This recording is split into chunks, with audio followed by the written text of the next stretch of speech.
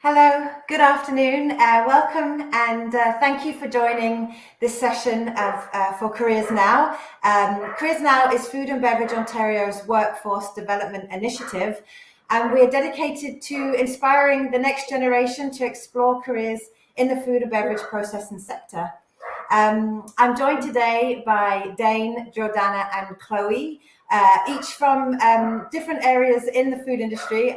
Isn't it typical that as soon as we start, my dog starts barking? I'm so sorry. Like literally, he's been quiet, so please ignore Ernie. Um, so yes, thank you for joining us today. I think it's a really this session's been. I've been looking forward to doing this one because I've been on a lot of secondary school engagements recently, and I think culinary comes up a lot. A lot of young people that think of food think of the restaurant and culinary side when they think of careers in food. And they are at all aware of the different career paths that are available in the industry. So thank you for joining us today, and I look forward to hearing about your own career path and what you've been doing in the sector. So we're going to start with Jordana. I'm going to step and close my door, but Jordana, if you wouldn't mind just sharing your education, your career path, and just kind of to present day what you're doing with Griffiths Foods. Sure, yeah. Can everyone hear me? Can you guys hear me there? Okay, perfect. Can't see everybody, but I can see you guys. Awesome. Thank you for having me.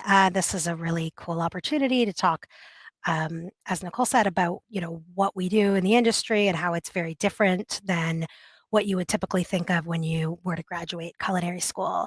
I went to university after university, was not sure what I wanted to do with my life, like most university grads.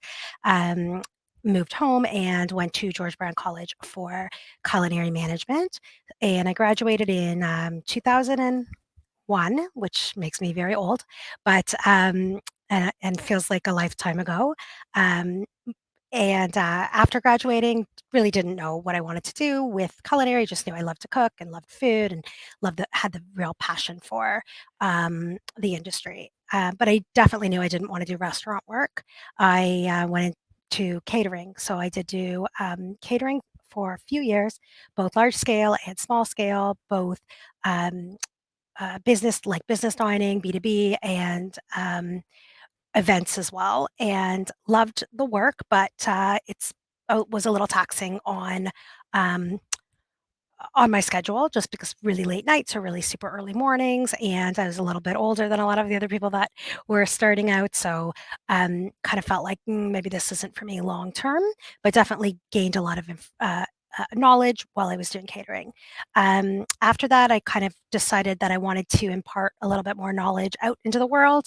So I started to work for a cooking school, and it was a downtown cooking school. And it was for people home cooks, people who wanted to learn basic skills or hone certain skills, learn about different. Whether it be different cuisines or knife skills, basic skills, that kind of idea. Um, and the secondary element of the cooking school was that they were a cookware manufacturer out of US.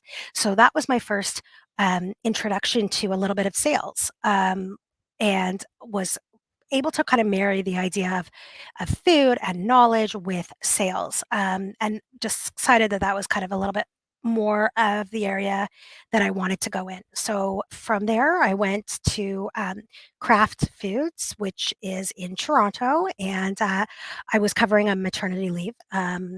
My colleague was going on maternity leave for a year, and I came in um, and expanded her role a little bit, took on some of her clients. And what that really means as a corporate chef for a food manufacturer is that you take products that exist already. So if you're thinking craft, perhaps you're thinking craft salad dressing, or you're thinking craft cheese. And what you are doing is you are showcasing those products in ways to customers. I worked on the food service side. So in this case, my customers would have been um, mid-scale restaurants, quick serve restaurants like fast food, hospitals, anywhere that you think of food away from home would be considered food service. So when you hear that term, that can kind of give you an idea. And I didn't really know what food service was until I started at Kraft, to be honest. So after working there, after my maternity leave contract was up, I moved on to Nestle in a very similar role, a great global company. And then I decided to wanted to expand my skill set. You'll see that that's kind of my path is kind of what's next, always what's next. Um, so I went to work for a large food distributor. So in Canada, we have basically two very large food distributors as well as some smaller ones. And what a food distributor does is they take the food from the manufacturer and they facilitate sales and they get it to the end user, in this case, the restaurant or the hotel or the hospital. And so I worked for a broadband large distributor for a few years, and then went on to work for a food broker. And a food broker is basically a company. Companies use food brokers if they don't have a large enough business to hire their own sales and marketing. So a food broker will take on clients. In this case, we had 40 clients coast to coast, and we would represent their products. So we would do things like training, which goes back to that teaching element. We would do recipe creation. We would do menu engineering, menu creation, that kind of stuff. So, and then from there, I came to Griffith, and I've been at Griffith now for only 7 months, but this was a real pivot in my career. Griffith is a ingredient company, so not a company that you're going to see our name splashed all over the place like a Kraft or a Nestle. It is products that might go into a Kraft or a Nestle product. We work on sauces, we work on seasonings, we work on coating systems, so like breadings and batters, that kind of thing. And the reason that this role is different is because it has a little bit of a research and development element to it. Before this, I was using finished products like a finished dressing, and now I can go to the customers, our clients, and say, hey, let's develop something that's more custom to your business. So it would be developed with their needs in mind. I don't have a science background, so I am really just culinary and I'm learning science. So the nice thing about Griffith is they're very much about development, and they kind of took me on knowing I didn't have the science background, but I'm learning on the job, and I'm also taking some courses because I do believe that that education doesn't end when you graduate one program. And that's where I am now. That's an awesome story. And thank you for explaining all the elements, because I think you're right. Most people don't understand much once you learn once you're in. And as I'm a recruiter, I'm still learning all the time, depending on the role I'm sporting, learning about that particular career path. So it's awesome that you would explain. And I agree with Griffiths Foods. It's not a name that you see on the shelf. So, it's not familiar. And I always say that to students and grads, like you really need to dive a little bit deeper and educate yourself of the different places that are hiring great employers. You just may never have heard of them. And I've actually had the opportunity to visit your test kitchen a few years ago now. Oh, excellent. But it's, again, people wouldn't know that those jobs are available. Those career paths are available where you're in this impressive test kitchen, entertaining, customers and playing with food. Exactly. It's just, and more sociable hours, I would say. Definitely. A lot easier to have a family when you're not working, crazy hours, and a little bit more, stable 9 to 5, lots of opportunity for advancement, lots of opportunity to put money away and have, RRSPs and those kind of things. So yeah, it's not for everybody who's interested in food, because there is a lot of the administrative side. So there is a lot of, I do spend days where I'm wearing my whites, but I'm actually not seeing food all day, a lot of meetings, a lot of behind the scenes work. But then it's a nice marriage, because then I have days where I can be super creative, get really messy, and dive right into the food element and just try things and see what you end up with, which is, I think, one of the things we all really love about culinary. Mm-hmm. So why you get into it, right? It's that love of food. You got it, for sure. I have a bunch more questions, but I'm going to move to Dane now, which, again, the original Cakerie, most people have not heard of that organization. So if you wouldn't mind kind of walking us through your story and Sure, absolutely. Yeah, so my story is similar to Jordana's, actually. I went to university and very quickly realized that, my passion for food was something that I wanted to make a career out of. So I was lucky enough to get a apprenticeship at with Fairmont Hotels. So I worked at the Fairmont Royal York for about 4 years. And as part of that, they actually send you to the apprenticeship program at George Brown for, it's a condensed version of the culinary management program.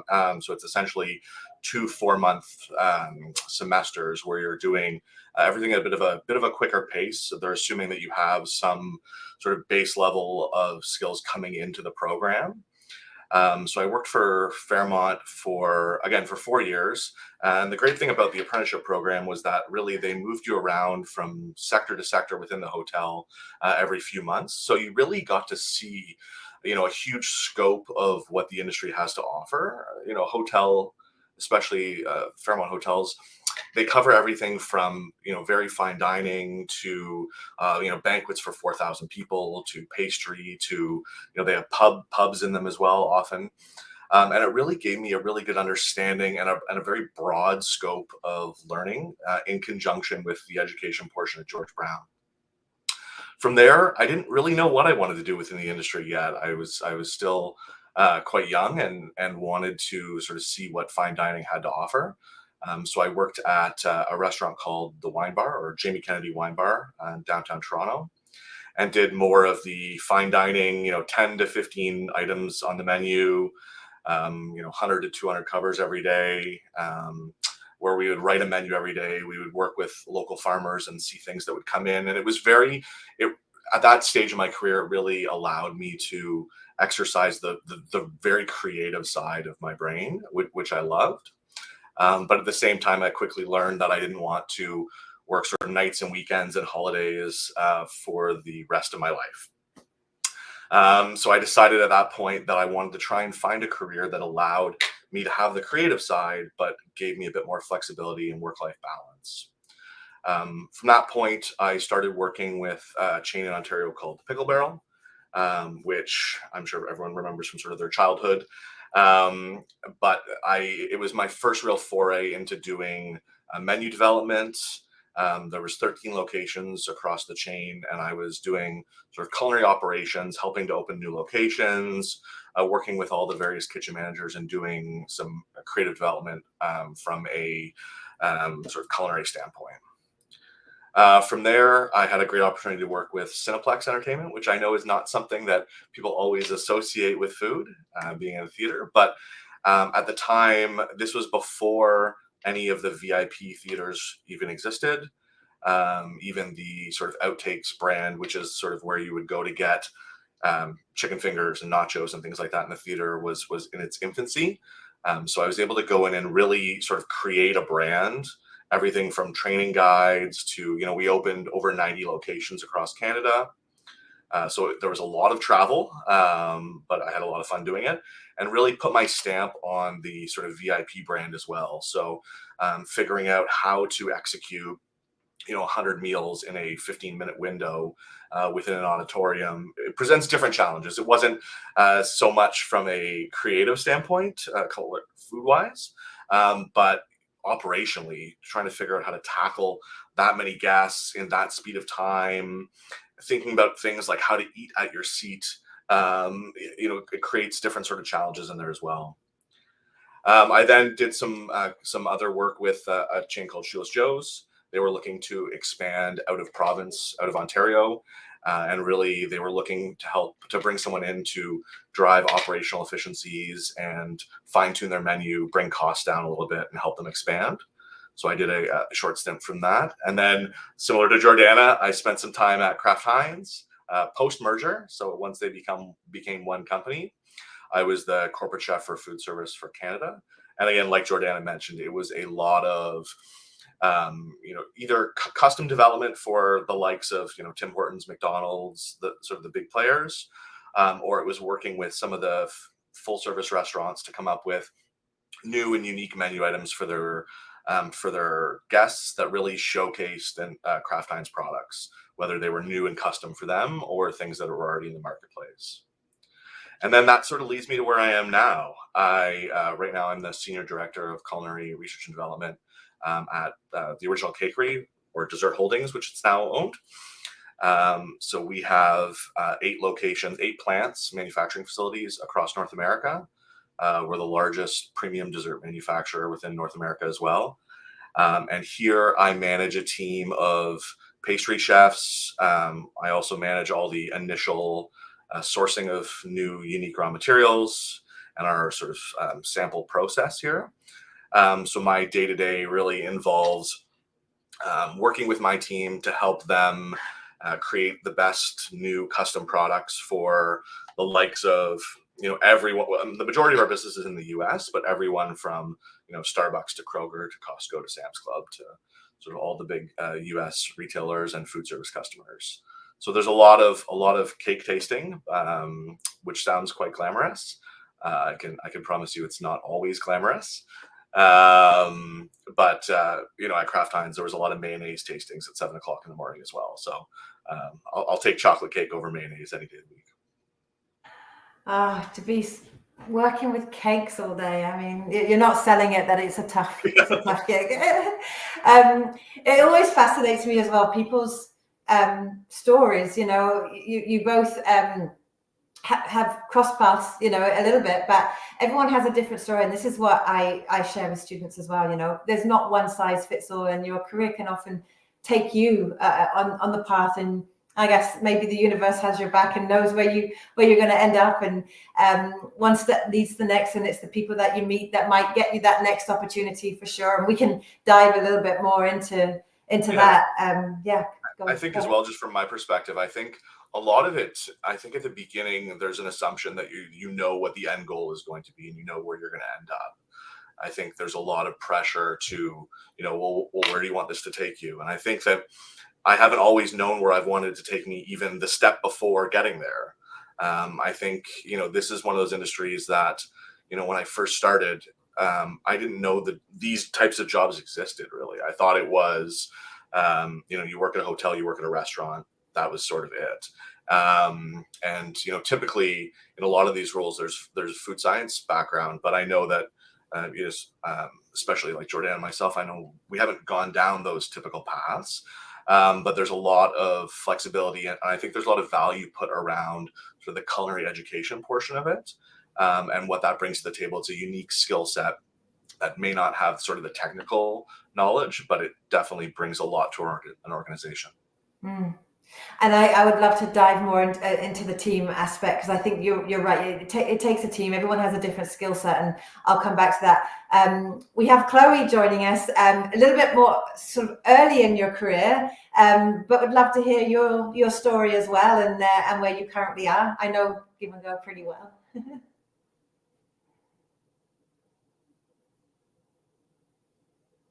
Oh, you're yeah. I just thank you so much for inviting me for that meeting. It's been my honor to can tell people about my story and at least like motivate someone who in the same situation as me know that they have a chance to do it. So I think my story is a little bit different than to other people talked before, because I'm international student when I just first came to Canada. So so in Vietnam, we don't have any term, or like, no one know or understanding what is food science is. No one knows what about like quality controls, or what is that. People in their mind, even my parents right now, they still think that I study to become a chef. But I'm like, not really, but still, I just keep explaining for them. So like I'm like, I came to Canada in 2017. At that time, I'm like, okay, I got a letter acceptance from Western University for the food technology program, and then at that time my English is so bad. Like I cannot like, the only thing I think I cannot understand what people are talking about. I just maybe can say that, but I cannot catch it or can join the conversation. So I have to learn English from Western. And after learning English there, I feel like, do I really want that? Because studying 4 years and spend the money as the international students and something I'm not sure that my futures can end up with happy ending or no. So I'm like, okay, let's step back. I move all the programs and started at college. So I found Niagara College. So my program at Niagara is like culinary innovation and food science technology. And I think that is one of the best decision I made in my life. Even it took years to prove for my parents to understand that I make a right choice. Like, because in their mind, university and college is different. It's different level. So I went to Niagara. We study everything about the R&D or the lab, or like we even know we even have to learn how to know cooking. And in there, it's not like I follow the recipe. It's like, why I adding sugar in there? Why I adding salt in there? I have to understand each step I did in there, because I love cooking so much. I love baking. I spend all my time, even when I'm in secondary school, before, like I bake like basically every week. I love that, even if it's fail, but I learn a lot from that. I enjoy it. So that's why I know, okay, that's what I want to do. That's why I want to spend time for that. I want every day going to work, I'd be happy. So I want to focus on that. So yeah, so I finished in Niagara. And then during the time at Niagara, I'm lucky to have a chance to work at the research center at Niagara too. So they have a lot of small or medium food company, which they doesn't have the R&D team. They go to Niagara, and we're gonna have them to fix the problem. Like, we have them for the QA thing, we have them for the staff, or we have them to create the formula or fixing the process to maximize it. And then I have a chance to work there even I'm still studying. And then when doing a co-op at Niagara, I have a chance to work in a Kush company, which they do the plant-based cheese and butter. So it's a small company, but I really enjoy the time in there to work it there, because in my mind, I think that even a small or medium or big company, I still learn a lot from there. From a small company, I can learn about a lot of things, because it's a small company, it's less people, and you have to dig in many things. So I take that opportunity and learn everything from that. Even at that time, I just being a staff there, making a sample with them, but I use whatever knowledge I have to maximize the process to make it faster. Having them for the HACCP or the safety thing. And then after 3 months, I graduated in 2021, and I got right away to Give and Go. I'm lucky too, I think, because I have a really good connection with my professor during the time when we study. And I think I share what I'm looking for them. I share my story to them, so they understand what I'm looking for. I think they understand me in the persons, like how can I work, something like that. Even I don't have a lot of like experiment or a chance to work in many restaurant or place like to other people, but I think they know that I can work as a team. I can ask questions if I have struggle, something like that. So I got referred from my professor to Give and Go, and I still work there till now. It's 2 years plus already, and I still love it. To be honest, when we study at Niagara College, I got learned to study in the lab or study about the HACCP, or turn to be a QA, QC, like quality control, or work for the government, which my professor is really joking that you're going to earn a lot from that, because it's just like you like a lawyer in the food, right?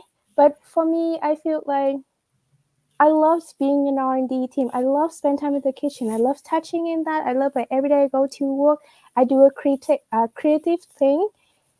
It's gonna be so many problems happen during the time when you do that. But for me, it's like opportunities, like the challenge for me. If I can fix it, I'm gonna be so proud of myself.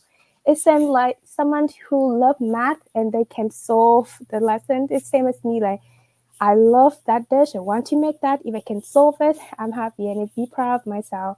So I think it's really important, as we all say here, that you need to find what you love, you need to follow your passions, and you have to believe that you can do it.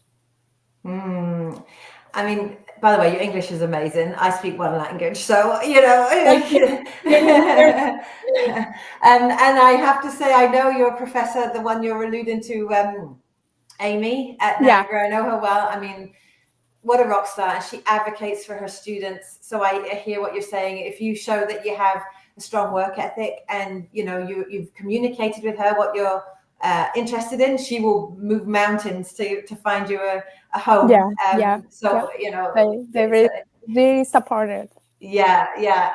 And it sounds like you have with Give and Go, which is awesome. I guess the question I have, can you explain, and I'd love to go around everybody, can you explain what you do in a day? I know, Jordana, you touched on it a little bit, but this is probably one of the main questions I'm asked. Like, I see a job description, I see a job title, but what do they actually do? Like, when they arrive at the office in the morning, or virtually if you're working, like, what do you do when you arrive? What does your day look like? And who do you work with? Who from other departments do you work with?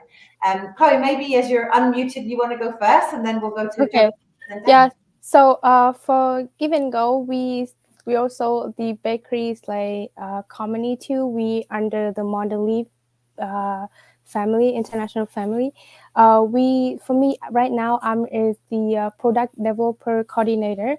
So we have the whole big department of R&D, like PD, food product developer, and then we divide as the different categories. So I am under the cookie category. So we do everything related to like so every day going to work, it's gonna be a lot of things, like maybe same as the original Cakerie, we have to send the product to Costco, to Walmart, to Target, we have to send, like, if they have any order or any project they want us to like develop for in the future, like Valentine or as the new seasonals coming up, we're gonna like dig in that. We're gonna see, okay, what they're looking for, all the requirement, and then we apply with what we have there, what the facility can do, what the flavors, everything we can make, and then we align with the other team like marketing and sales. Then we start making the sample in the lab, showing up for people to test and give the comment and continue to do that. When we finalize having the flavor, the sample, when everyone agree, we're gonna bring it to the line. We're gonna try it in the trial. Like now, it's the funny part that we can make a really beautiful thing in the lab, but not actually we can do it right the first time in the line, because it's everything. We have to talk, we have to understand the equipment, you have to understand the people, everything can change during the time when they're mixing, the different zone of the oven. We have to work all of that until we get to something in the lab the same as in the line. And that's the part, it's hard, but I love that. And I spend all the time in the trial and changing this, changing that, try to find the reason why it's come up like that. What we can do to like not spend a lot of money, but still can solve that. So, and then after this final done, we're like, okay, we have to talk to marketing about the label. We have to talk to about the operation, like that we want them to run, or like the engineer, like this is the equipment we're looking for to get, or like I want you to fix this, fix that. It's really like not only that you have to understand the food, you also have to talk to people, because we all work as a team. And that's the main thing. I think like it's not only the food industry, in the other job you still have to work as a team to get to the sample, to get to the product, to get it to the market. So I'm hearing communication skills are key. Yeah. Jordana, would you mind sharing your day-to-day? Sure, yeah, definitely. I would say, Chloe, you really hit the nail on the head. I think you have to be open to working collaboratively with different teams. I think sometimes culinary people are very introverted. Not always, but I'm actually quite introverted in my private life, but quite extroverted in my professional life. And I think that you have to be open to working collaboratively, working in teams, and having your expertise, but being able to communicate that within other teams. So every day looks really different, which is actually part of the appeal for me. I not a huge routine type person. I like the fact that I'm always working on different projects, but a day could look like, coming in, checking my email, going into the kitchen, working on a project. Let's say we're working on a project for a protein processor. So that would be like a company like a Maple Leaf or Jane's. You see Jane's chicken fingers in the grocery store all the time. So we would be working on a product that we would then present to those manufacturers. And we use things like industry insights, global insights. We use research and development. We use, sometimes it's like, oh, here's an idea that I saw on TikTok that's kind of cool. Like you kind of gather ideas from all different areas of your life, restaurants you've seen, things you've seen out in the marketplace if you're a grocery shopper. And then we would bring all those together, and we would work, culinary would work very closely with the R&D team, or the research and development team, and figure out what we can do, what's within our wheelhouse, and then what's within the wheelhouse of the customer that we're presenting it to.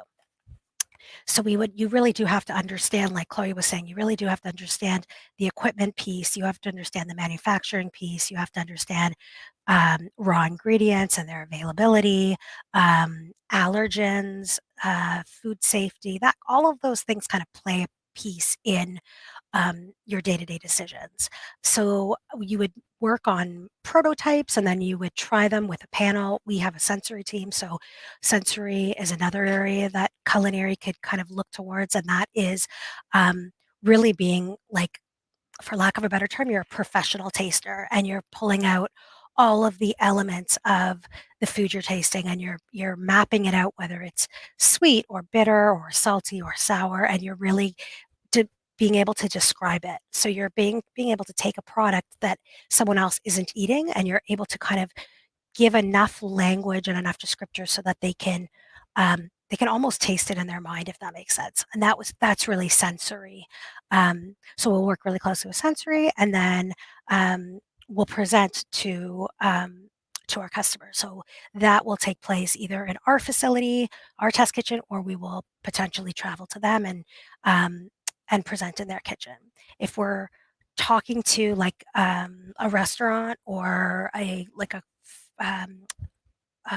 fast food restaurant, then we might be talking directly to our corporate decision makers, showing them ideas. And again, it's all coming up with the ideas the same way. So it's doing lots of research and reading and seeing what's in the market and seeing what other restaurants are doing and getting ideas, and then kind of going, what can I do that's a little bit different than what's been done before, right? So that's pretty much what a day looks like. It could really be anything. Lots of playing in the kitchen, and also the administrative element of it.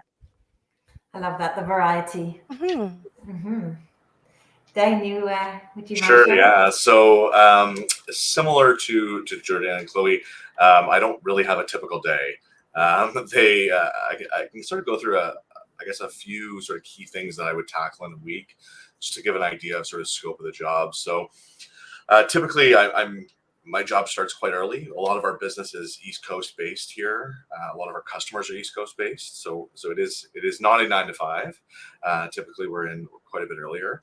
I try to spend time with my team every day, tasting and reviewing the products that they're working on. So I have a team of pastry chefs that report into me, and each of them will be assigned a different customer project.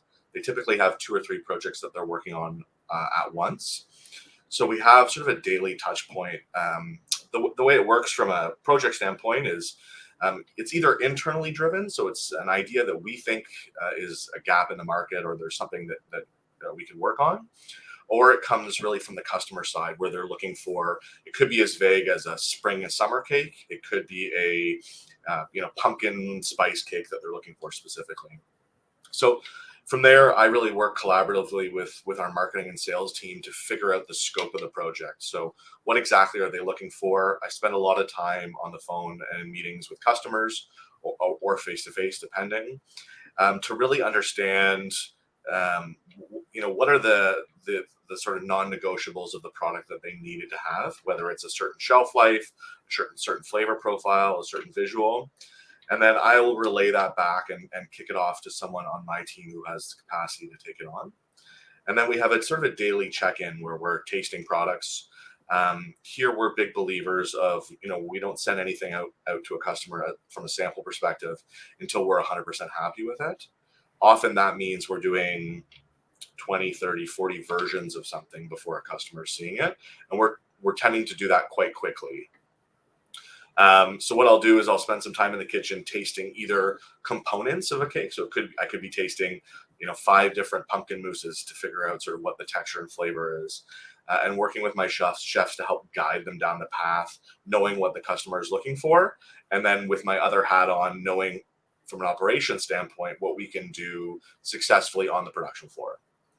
I spend a lot of time either on the production floor here, just looking at some of the products that we're making, looking for continuous improvement opportunities, things to, whether it's new equipment, new processes, new ways of doing things.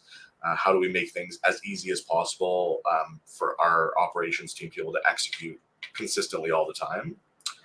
And then, so I spend a lot of time with sort of the operations folks, and then that gives me that operation mindset when we're developing and creating products. So instead of just thinking about what tastes great in the kitchen, I think Chloe touched on it as well, is how do you then take that delicious cake and make 40,000 cases or 60,000 cases of it consistently across the board. So I spend a lot of time with my team doing that. There's also unglamorous things, like I'm on a lot of sort of finance calls and things like that as well, trying to understand the sort of the full scope of the business. But I try to be very hands-on with my team. I'm the first one to admit I'm an awful baker. That is not my background. I would be reading instructions off the back of a brownie box if I was making them at home, which is an embarrassing thing to admit. I'm a much better chef than I am a baker. But my role is really more around managing people and managing projects, and sort of a hybrid of pushing my team to be as creative as possible within our confines, and then figuring out how to sell and market that to the customers. As you were speaking, you just said what I was going to say. So project management skills, that's something obviously that's very high up there for your role. It absolutely is. I mean, we do have designated project managers here, but I think who really tackle sort of individual projects from start to finish. But they're thinking about things like packaging and supply chain and things that I don't have the skill set really to do on a daily basis. But it is, yeah, you're absolutely right. I think it's project management within the research and development capacity. So it's, a big part of my role and my part of what I handle here is all new ingredient sourcing too. So it's about understanding, what are the trends in the marketplace? What are some raw materials that could meet that? And then helping to bring those into the fold as well. Mm. Chloe, you touched on, I hope I don't put you on the spot here, but you touched on issues and problems, things go wrong when you go to the trial. Can you talk about a particular project that you remember where you solved it or your team solved it? Something that was just, I don't know, because I've heard this, I don't have a culinary background at all, but, that no one thought that it might be this, or it's the temperature in the room, or whatever the case might be. Can you think of something, a challenge that you solved? Yeah, so if I remember right, so like one times when we do, so as I say, it's my project's like doing cookie. So when we're doing cookies, normally when you do cookie at home, you're gonna do it with butter. You're gonna store the batch like in the fridge for a couple of hours or even overnight, and then you bake it, spread nicely. But in the industry, you don't have time to like put it in the fridge. You may have to cut out the cost because you cannot do all butter if you want to sell the trays with $4. And you have to think a lot of things about that too. And then normally this one line, sometimes one production line they can do for not only one product. So they maybe do like cookies or like macaron or something at the same one. And they have to do like the cleanings like properly for all the allergen and stuff. So one time when we do cookie, we run it when we run the trial and we do the productions, everything is so nice. But one time it's hitting on the days, it's in the summer, and then we like, the cookie spread so much and we don't know what happened and it cannot fit in the packaging, and we have to sort all the way around. We check the temperature of the oven, is that set on the right one. We check everything about like, is the dye to deposit the cookies right, is that problem anything in the ingredient temperature when they store it or like when they put it out there. And then we found out that, because that's like they're running another thing too, and they need hot water why the cookie need only cold water.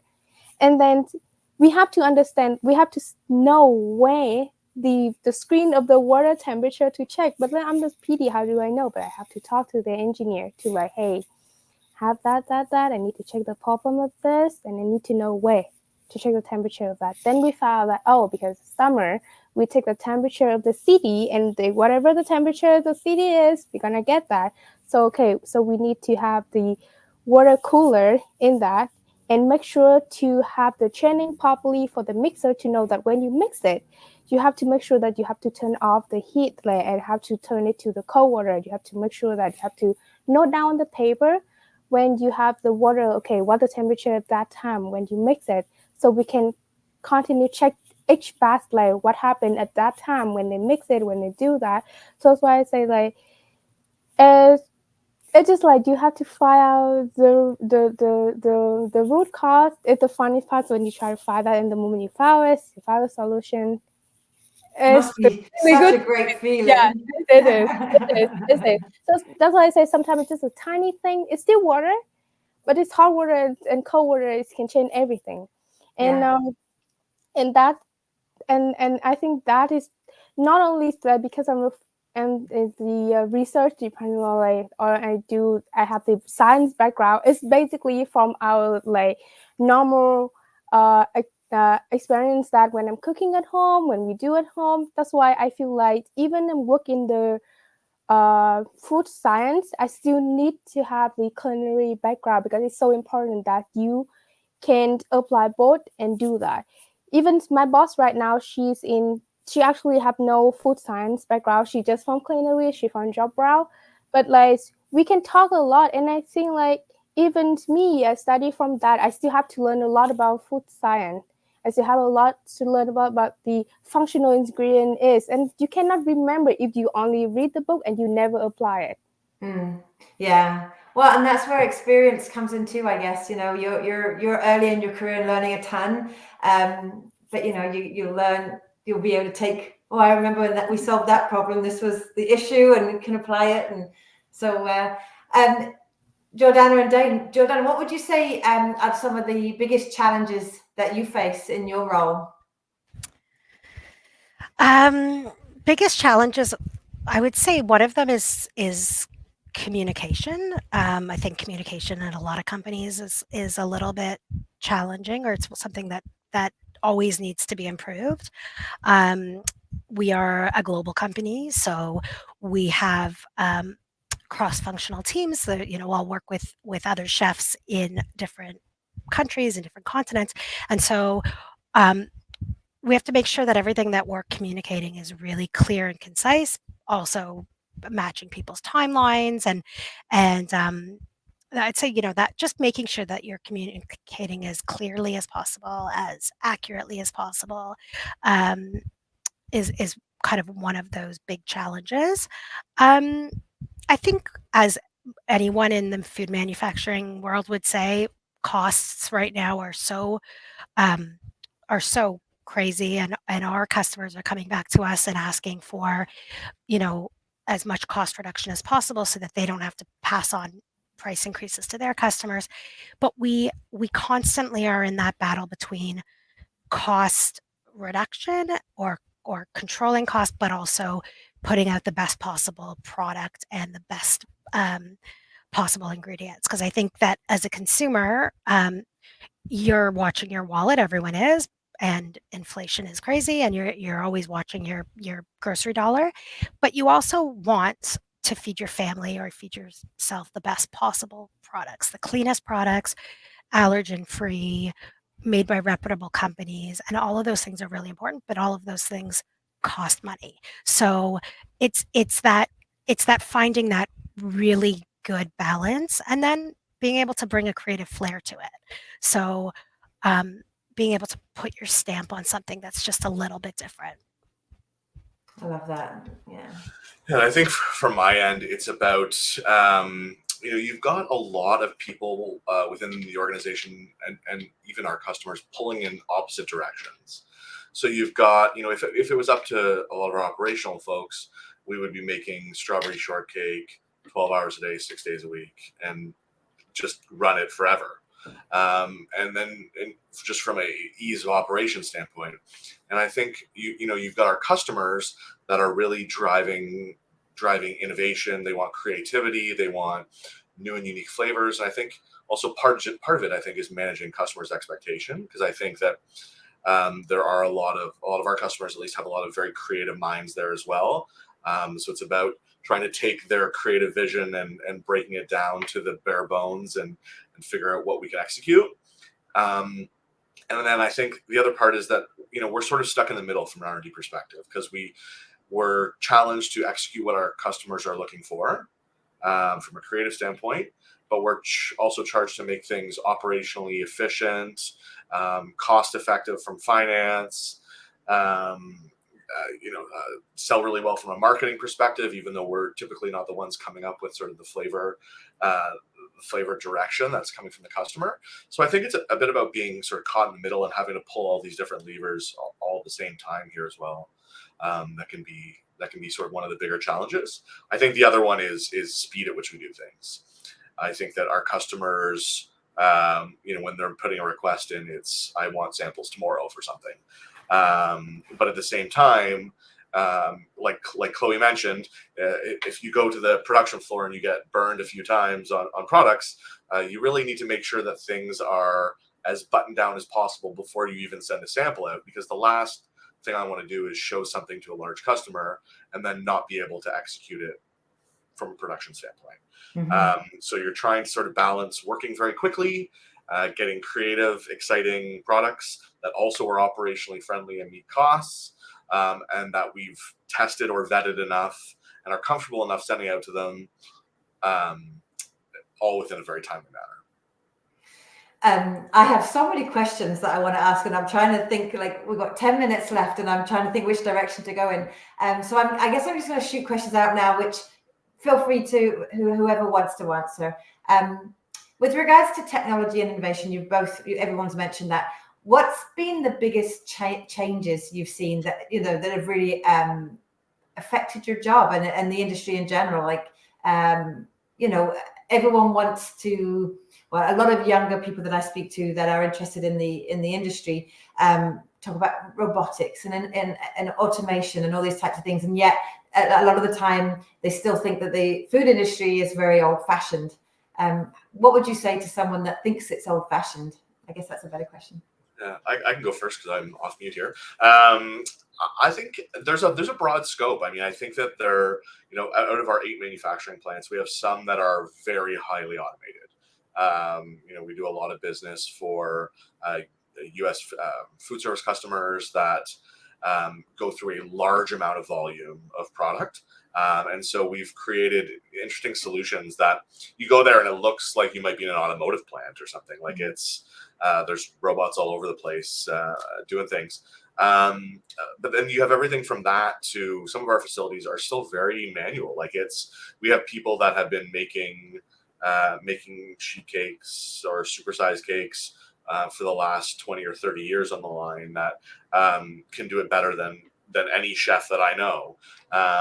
And I think that, it really depends on the process, but I still think there's something to be said about having that level of expertise and having that sort of hands-on touch and people doing the products as well.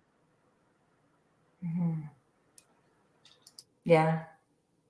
Jordana, did you want to add anything there? Sure. I think one of the cool things about culinary and in the world of food manufacturing is obviously things have changed over the last 20 years that I've been doing this, 20 plus. But a lot of things are still very much the same. People love food. People communicate through food. People love to be creative and try things. And this job can be really fun. There's lots of stresses, like anything, like any job. There's lots of politics, especially if you're talking about larger companies. But at the end of the day, I think that food is passionate. We all got into this because we love food. We love to eat. We love to socialize. We love that element of the creativity. And so, I think that, yes, things have changed and there's lots more, like to your point, lots more automation within the manufacturing.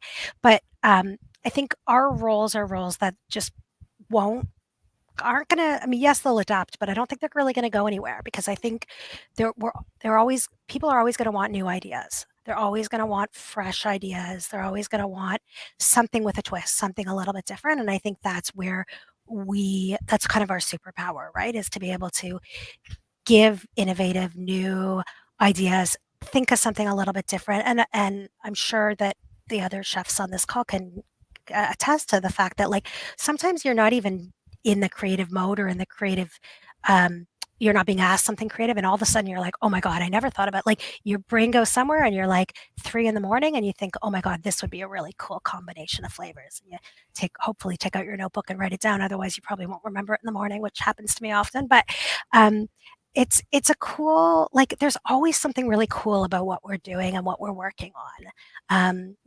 I remember when my kids were little, they'd be like, you play with food all day, and it's like, yeah, I kind of do. And it is really fun. And, any career, any job is what you can give to it and what you take from it. And I think that this job has a lot to be, there's a lot to be learned, but there's so much that you get from it as well. It is fascinating. I mean, food is something we do at least 3 times a day or more. We eat. My kids are the same. They watch those videos nonstop, YouTube. It's all about food. But when I go out to the high schools and I say, who wants to work in the food industry, or what do you know about the food industry? It's scary how little information there is, and how little interest there is to work in the industry. So this is why these conversations are so inspiring, I think. We are closing in to the Chloe, go ahead. I see you coming for me. Yeah, sorry, I just want to jump a little bit.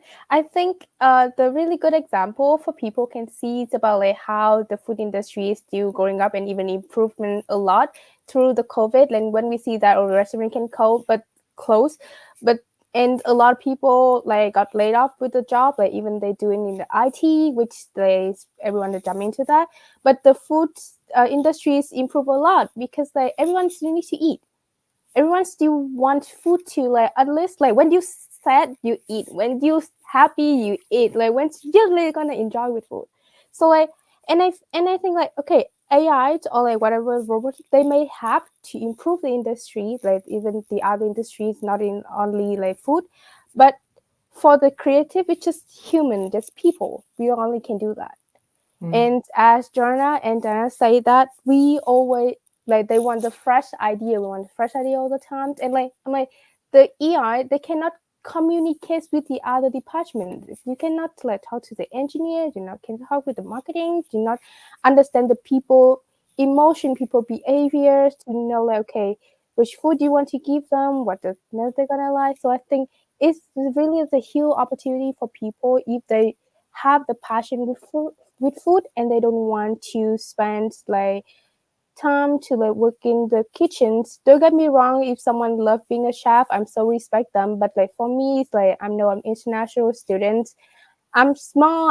I'm like, working in the kitchens may be tough for my health. So I'm like, okay, I still do something with food. I'm gonna enjoy that. I still feel like food. When I make the food and I see people enjoy it and they be happy with that, I'm happy. I feel like you can share this. It's a lot of in there. It's not like eating to get food. It's like emotion in there. So I think the robotic or the AI, they cannot do that. It's true. Like I always say, when I am visiting these schools, if you work in the restaurant, you're feeding a room, and that's great. Don't get me wrong, but you go into food processing or beverage processing, you're feeding the masses. You're seeing your product on the shelf. You share more love to people by the other way. Yeah, exactly. So if you wouldn't mind, best piece of advice that you would offer somebody that has an interest in food, loves cooking, but has already decided the restaurant world is not for them because of the hours and pay, if that's entered their minds. What would the best piece of advice be that you could impart based on your own experience? Dane, you want to go first? Sure, yeah. I would say two parts. I'd say the first one is network, is just start talking to people, start seeing what roles are out there. I've throughout my career, I've sent dozens of, LinkedIn messages, emails, things like that to people, just asking them about their job. People are more than willing to spend time sitting down and talking with you, and really helping you talk through their journey or what options are available. And I think the other is to slow down. I think there's always a big hurry to sort of jump in or find what you need to do. I think I think that everyone needs to just sort of take a step back, just worry about sort of right now. There's always opportunities to grow and move on and find new sort of paths and adventures. So just sort of take it one day at a time.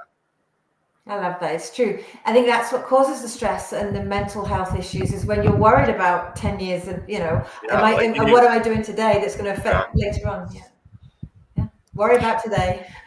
Yeah, I would definitely agree with that. Be in the moment and be a forever learner, right? Be a forever student. So if you're interested in something, and then ask questions, or take a course and learn whatever you can learn, because there's no such thing as bad education. There's no such thing as a waste of time when it comes to expanding your knowledge base. And even if it's something that you don't use in your day-to-day career, it's building up those building blocks, and just keep your brain open to learning as much as you possibly can. And I would echo the networking thing. Don't be, like I said, introverted, but sometimes you just want to send that message and say, hey, saw you on LinkedIn, could I have 10 minutes of your time? And like Dane said, most people are really open to sharing, doing these kind of things and imparting their knowledge, because we are kind of a small community in the food manufacturing world, and we know, a lot of us know each other, and there's so much to be learned from each other's experiences. Chloe, anything to add? I think I agree with whatever people say. And then one thing I want to add on, like, you need to find the right source to read, or like the right people to ask. Because as you say that you went to the school and you say that all the students, they have daily information about that, about the food industry, they can spend time to read like about the food grad. They can spend time to read about food and talk to right people who's in the industry already. You can tell them what exactly is. I know parents, they know, but if they're not in the industry, they can't tell you like what exactly it is. You need to find the right source, right people to ask if you're really interested about it. Yeah, I would agree. Thank you so much, everyone, for your time. Jordana, Dane, Chloe, again, I know I've said this, we couldn't inspire people unless you take the time out of your, I know, hugely busy days to come onto sessions like this. So we really appreciate it. Can't thank you enough. If you are viewing this, please visit CareersNOW.ca for lots of information with regards to finding your next opportunity. Go and see food grads. We have a podcast as well. Lots of different conversations to really celebrate the people and professions in the industry. There are 14 courses you can take for free that can help you get your start into the food industry. So we're really excited to support you. And thank you again. Have a great rest of the day. Thank you enough. Thank you. Thanks. Thank you. Bye. Bye.